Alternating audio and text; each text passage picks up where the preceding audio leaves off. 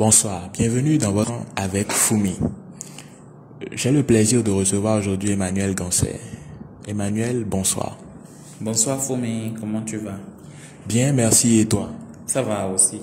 Ok, super. Emmanuel est blogueur. Il tient le blog Le Citoyen Littéraire. Il est web activiste, actuellement chargé de communication de l'Association des blogueurs du Bénin, content manager à Iwaria et passionné des droits des enfants et des droits de la femme. C'est bien ça, Emmanuel? Exactement, je ne saurais mieux dire sur moi-même. Vous l'avez parfaitement résumé. D'accord. Alors, j'ai quelques questions pour toi, Emmanuel. On a vu beaucoup de tweets qui dénoncent le viol. Dis-nous un peu ce que tu penses du viol en général. Alors, comme déjà, j'ai eu à l'exprimer sur mon compte Twitter, c'est une situation suffisamment fâcheuse et grave. Ce n'est pas normal. Ce n'est pas normal parce que l'homme et la femme, on est censés cohabiter. Et dans cette cohabitation, l'un ou l'une ne doit pas craindre l'autre. Parce que, en tant qu'homme, on ne peut pas se permettre de jeter simplement son dévolu sur une jeune femme qu'on a peut-être croisée en scrollant sur un réseau social et dire que celle-là, il faut que je me la fasse. Ce n'est pas normal. Et par rapport à ce que je pense du viol, je pense que c'est l'aberration du siècle. Parce que le rapport sexuel ne doit pas être forcé. C'est un acte qui vise en fait à donner du plaisir. C'est un acte qui vise à donner de l'amour. Et comme on le dit, cette sage femme, cette amie que j'aime bien, le plaisir sexuel consenti, partagé, ça fait bouger. Et donc aujourd'hui, ce n'est plus concevable du tout que des imposteurs, sous quelque prétexte que ce soit, en viennent à abuser de femmes. Au fait, c'est un sujet qui est récurrent en fait sur Twitter. On a constaté déjà en France avec le hashtag Balance ton port ou encore aux États-Unis avec MeToo qu'il y a eu une vague de dénonciation, de campagne pour que la femme libère sa parole. On peut dire ça comme ça. Qu'elle libère sa parole et qu'elle dénonce. Mais la question qui est récurrente et que moi je me pose souvent, c'est de savoir est-ce que c'est à Twitter de décider du sort des personnes qui sont responsables de ce type d'actes. Je ne sais pas, qu'est-ce que tu en penses? Est-ce que Twitter devrait se transformer ou doit se transformer en tribunal pour ces personnes?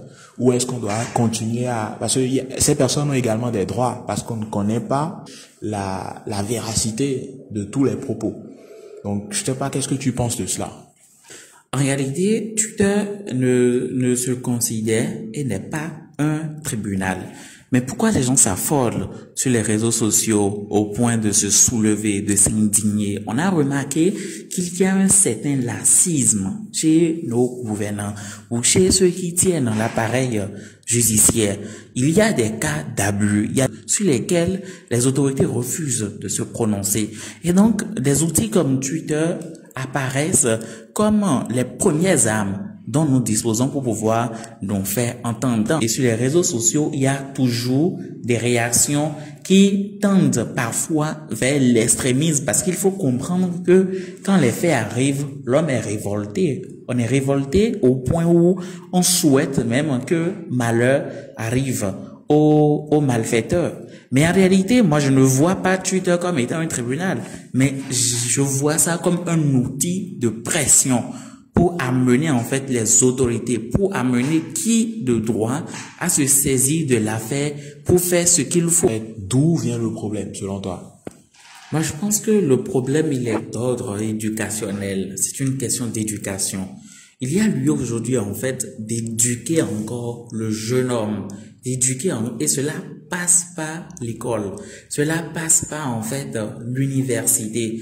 Aujourd'hui, comme j'étais en train de le dire, il y a une réalité qu'on sait accepter. Et je me rends compte, en fait, de toute sa gravité aujourd'hui. Comme si soudain le voile est tombé et voilà, la lumière jaillit tout à coup. La notion, le fait de considérer l'homme et de l'affirmer sans cligner des yeux, de dire en fait que l'homme c'est un prédateur sexuel, c'est lui concéder le droit de disposer de qui il veut sexuellement.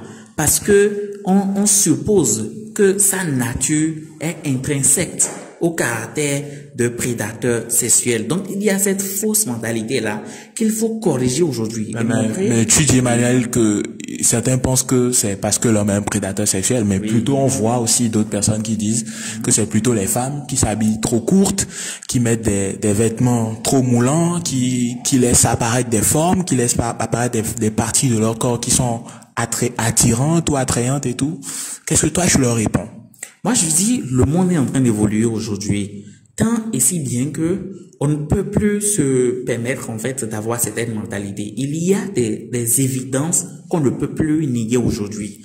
Une femme, en fait, qu'elle soit habillée, même habillée, tout en robe ou en portant un hijab de nos confrères, les musulmans, elle va susciter le désir chez quelqu'un. Elle va susciter l'envie chez un monsieur, chez n'importe qui. Vous allez voir un monsieur qui viendra se taguer que oui, c'est vrai, il a porté robe, mais telle qu'elle marchait, c'est une démarche sexy. C'est pourquoi lui, là, il est ici et ça. En fait, nous sommes à une ère aujourd'hui où on ne peut plus rester derrière la femme pour lui dire oui, toi, il faut t'habiller ci, toi, il faut t'habiller ça. C'est nécessaire, c'est nécessaire, c'est important de dire oui, quand on est femme, on sait s'habiller, mais dans quelle société sommes-nous? Et dans quel monde vers quel monde sommes-nous en train de tendre? Le monde est en pleine mutation, comme on a l'habitude de le dire dans nos dissertations au collège. Les choses sont en train de changer. Mais pendant combien de temps encore allons-nous continuer de dire aux femmes que oui, il faut pas s'habiller ceci? Continuer aussi à penser que oui, c'est parce qu'elle est habillée ci, c'est parce qu'elle a fait ci, c'est parce qu'elle a fait ça. Ce n'est peut-être pas normal de s'habiller comme elles le font. Mais en réalité, vous devez voir que il y a des femmes, il y a des professeurs qui se font violer, il y a des députés qui se font agresser. C'est une maladie chez ces violeurs-là. Et la société devait peut-être les repérer et aller les soigner quelque part.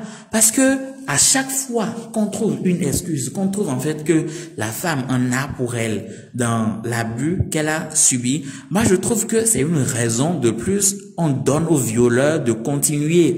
Le moment est arrivé en fait où on ne doit plus justifier l'acte. C'est impossible, ça doit être inadmissible, inconcevable qu'on en vienne. Et puis, ce qui tue aussi les gens pour pouvoir arrêter l'enseigner, c'est former, je ne sais pas où, sensibiliser les hommes en uniforme, les policiers, ceux-là qui sont habilités à recevoir les plaintes pour qu'ils ne s'amusent plus à prendre la victime à la légère.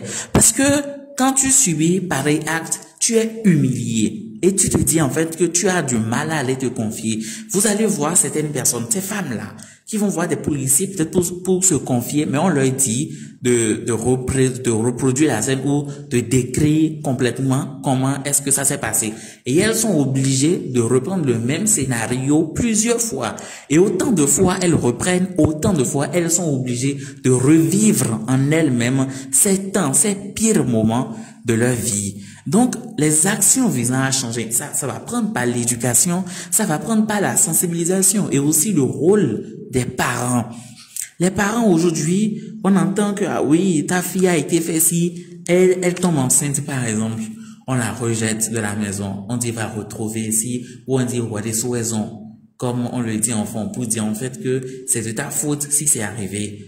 Il faut qu'on arrête en fait de victimiser davantage la victime puisqu'elle ne l'est déjà, ou de chercher en fait à la responsabiliser du malheur qui lui est arrivé. Et il faut développer en fait plus d'outils pour permettre aux victimes de s'exprimer et les encourager à libérer la parole. Et l'autre chose, je reviens dessus encore, il faut en fait durcir l'arsenal juridique qui sanctionne de ces forfaits, de ces infractions. La jeune fille, ça ne se touche pas n'importe comment. Amour n'est pas viol. Amour, pas viol. Justement, Emmanuel, c'est assez fort ce que tu dis. J'en ai même eu des frissons.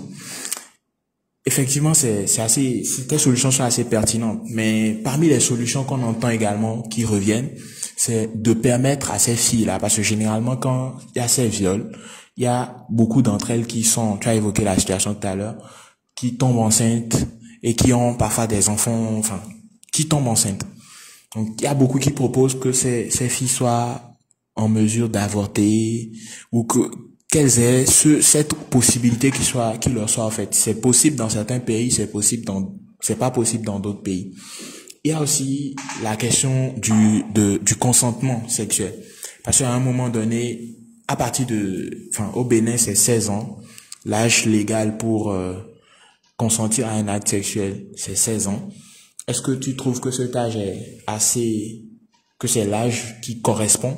Parce que aujourd'hui, il y a beaucoup de de jeunes filles qui n'ont pas 16 ans, mais qui s'adonnent déjà à des pratiques sexuelles. Est-ce que tu penses que il faudrait peut-être avancer cet âge pour le consentement sexuel? Faire avancer ou faire reculer à celles qui ont 15 ans? Bah, je pense que c'est vraiment pertinent ce que vous êtes en train de dire, mais la question aujourd'hui n'est plus une simple limitation d'âge. Parce que le monde a changé et comme l'a dit quelqu'un, plus rien ne sera pareil. Donc, en voulant segmenter les choses dans l'arsenal, dans nos tests et tout, limiter en fait l'âge pour pouvoir consentir à un plaisir sexuel. Si on devait limiter ça à 18 ans par exemple et que une jeune fille de 16 ans veut le faire, cela suppose en fait que la jeune fille qui a 16 ans, alors que la loi prescrit ou dispose que pour avoir un plaisir, un rapport sexuel consenti, il faut avoir 18 ans, cela suppose que la fille de 16 ans viendra demander peut-être une autorisation parentale avant peut-être de passer à l'acte. Mais... Non, c'est pas exactement ça, mais c'est juste que, au fait, dès que vous avez 16 ans et que vous consentez, enfin, la loi considère que vous êtes suffisamment mature pour dire oui et non. Si on avançait, par exemple, à 18 ans, ça voudrait dire que quelqu'un de 16 ans qui a un rapport sexuel n'a pas suffisamment de maturité pour savoir si oui ou non elle veut un acte sexuel. C'est ce que ça voudrait dire si on avançait l'âge à 18 ans. Non pas que elle aurait besoin d'une autorisation. Pas du tout. Mais en fait, faire cette limitation-là, limitation d'âge n'avancerait pratiquement à rien. Parce que, oui, vous avez dit dans votre test juridique que maintenant, en fait, même la fille de 16 ans en question, son consentement n'est plus consentement. Et qu'il faut qu'elle ait 18 ans. Et que abuser d'elle, par exemple, ou tenir des rapports sexuels avec elle, bien qu'elle ait consenti à cet âge-là, exposerait l'auteur à des poursuites judiciaires. Parce que ça aurait été du consentement vicié et tout. La solution ne se trouverait pas là parce que ça n'empêche rien. Si la fille ne le signale pas, vous ne le saurez pas. Si la fille veut le faire, vous ne serez pas là pour la gendarmer pour dire que non, tu n'as pas l'âge. Elle peut le faire discrètement. Je pense qu'en réalité que c'est des mesures qui vont plutôt encourager le tabou à perdurer plus qu'il ne l'est déjà. Et ce qu'il faut faire en fait, et ce que... Excuse-moi, je te coupe parce que, oui. En fait, tu vois, là, tu as parlé du côté on avance. Parce que c'est une doctrine ou une partie qui pense qu'il faut avancer. Il y a également une partie qui pense qu'il faut reculer l'âge. Parce qu'on a des filles aujourd'hui qui, à 12, 13 ans, qui ont une activité sexuelle assez épanouie. Et donc, à 12, 13 ans, qui, physiquement également, ont déjà, je sais pas, la période pubertaire est déjà assez avancée auprès de ces filles-là. Est-ce qu'il ne faudrait pas, si on n'avance pas, peut-être reculer l'âge? Je pense aussi que, en voulant faire les choses, il faut pas donner l'impression que la société est devenue une pétaudière ou parce que tel a commencé telle chose, il faut lui concéder tel droit et tout. Comme on le dit souvent avec UNICEF, un enfant reste un enfant. Et à 12 ans, vous développez peut-être des attraits morphologiquement attrayants, vous avez peut-être démarré une activité sexuelle, mais il n'en demeure pas moins que vous restez un enfant ou une enfant. Donc, la limitation, moi je trouve c'est très bien en fait de limiter ça à l'âge de l'adolescence qui commence à 14 ans ou 15 ans, je crois. Et c'est la meilleure des choses à faire. Mais je pense en réalité que quelle que soit la limitation qu'on fera, le vrai problème sera toujours du côté de l'éducation. Parce que ce qui va dissuader une fille ou c'est pas le jeune garçon d'abuser d'une femme, c'est de lui inculquer la notion du consentement. Et si moi je ne sais pas ce que cela voudrait dire, et même avec la société aujourd'hui où on est amené à prendre le non de la femme comme un oui et peut-être son oui comme un non, alors qu'en réalité non c'est non et que oui c'est oui, je pense que c'est un problème d'éducation et cela nécessite en fait l'introduction des cours ou des notions de l'éducation complète à la sensualité, à la sexualité et puis l'introduction aussi des droits et santé sexuelle et reproductive dans les programmes scolaires et académiques. Il est important aujourd'hui qu'on aille au-delà de ce que le professeur d'SVT viendra dire seulement sur la santé de reproduction et qu'on aille poser ou soulever les vraies questions devant les apprenants et leur enseigner ce qu'est un droit sexuel, ce qu'est un droit au consentement. Le cycle, ça dure de tel jour à tel jour. Si vous faites le rapport sexuel pendant ce temps, vous êtes en danger, vous êtes si. Mais je pense que toutes ces notions-là sont dépassées aujourd'hui. Tant et si bien que les gens n'atteignent plus la classe de 3e avant de commencer par compter période de menstruation. Même sur Internet, il y a des applications aujourd'hui qui renseignent à suffisance sur tout ça là. Tant et si bien que certains se passent même de leurs enseignants. Je pense en réalité que il est intéressant et il est même primordial, capital, comme le dit l'ami Mayombo. Il est capital en fait que l'on introduise les cours de DSR, de SSRAJ dans les programmes scolaires. Et cela, en fait, m'amène à penser ou à réfléchir à haute voix pour suggérer, en fait, aux dirigeants, aux autorités, aux conseils nationaux de l'éducation, en fait, de faire des partenariats ou de collaborer avec les organisations ONG internationales ou organisations des Nations Unies qui œuvrent chaque jour pour la promotion de ces outils comme l'UNFPA, Plan International et puis plein d'autres organisations. Ça urge en fait que l'État collabore avec eux pour que ces organisations mettent à disposition leurs experts sur ces questions-là pour qu'ils contribuent en fait à former les apprenants, à former en fait nos frères pour qu'ils puissent s'approprier de ces notions. Moi, je crois que c'est l'une des meilleures manières en fait pour sauver la société que nous avons aujourd'hui de cette barbarie qui s'orchestre autour du viol. Merci beaucoup, Emmanuel. Et nous ne le dirons jamais assez. Le viol, nous sommes foncièrement contre. Il faut prendre toutes les mesures qui s'imposent, aussi bien juridiquement et comme tu l'as dit, sur le plan éducatif, pour sortir de cette spirale. Et surtout, il faut éviter au maximum que les femmes se taisent. C'est hors de question de se taire quand on est victime de viol. La première chose qu'il faut faire, c'est en parler.